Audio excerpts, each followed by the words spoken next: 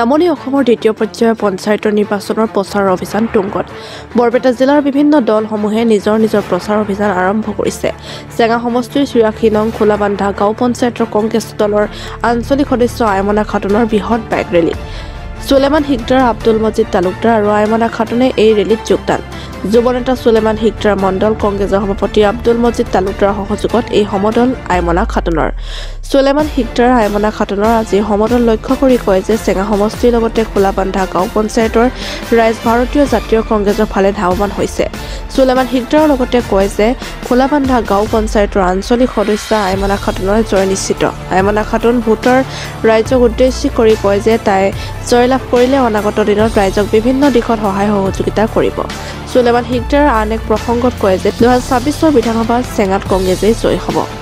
আজি যেটো আমাৰ বাইক ৰেলীত ৰাইজ ওলাই আহিছিল, মই ভবা নাছিলোঁ যে ইমান বাইক ৰেলী হ'ব, ইমান ৰাইজ আমাৰ কাৰণে ওলাই আহিল।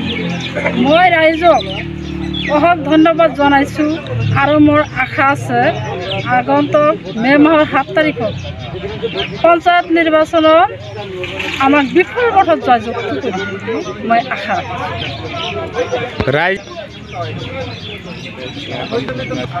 মই যিমানখিনি সহায় সহযোগিতা আগবঢ়াইছে ময়ো ৰাইজক ধন্যবাদ জনাইছোঁ। তেওঁলোকৰ শ্ৰমৰ মূল আমি দিব পৰা নাই, ভাবিছোঁ তেওঁলোকে আমাক যিমান সহায় কৰিছে, মই জিকিলে তেওঁলোকক যিমান পাৰোঁ মই সিমানেই আপ্ৰাণ চেষ্টা কৰিম, সহায় সহযোগিতা কৰিম।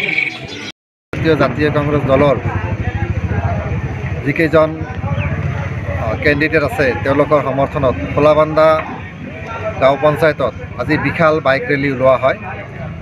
আমি জানিব পাৰিছোঁ তাতে ৪০০ৰো বেছি বাইক অংশগ্ৰহণ কৰিছিলে। যথেষ্ট ভাল লাগিছে আৰু মই যোৱা ৩ মাহ আগতেই কৈছিলোঁ আমাৰ চৰ অঞ্চলৰ ৰাইজ AUDF এৰি কংগ্ৰেছৰ প্ৰতি আকৰ্ষিত হৈছে আৰু আজি যিটো বাইক ৰেলী জনসাধাৰণে ছাকচেছ কৰি দেখুৱালে তাতে আমি পতিয়ন হ'ব পাৰোঁ যে আমাৰ মানুহখিনি কংগ্ৰেছমুখী হৈছে। আৰু আমি আজি এই বাইক ৰেলীৰ পৰাই নদী ক'ব পাৰোঁ যে খোলাবান্ধা জিলা পৰিষদৰ লগতে খোলাবান্ধা GP গোটেই যিকেইজন কেণ্ডিডেট আছে আমাৰ বিপুল সংখ্যক ভোট লাভ কৰি কংগ্ৰেছৰ হাত মজবুত কৰিব। নিশ্চয় আমাৰ এই পঞ্চায়ত নিৰ্বাচনৰ ওপৰতে ২০২৬ চনৰ বিধানসভাৰ যথেষ্টখিনি প্ৰভাৱ পৰিব আৰু এইটো আমি আজিৰ পৰাই আমি শুভ লক্ষণটো দেখা পাইছোঁ।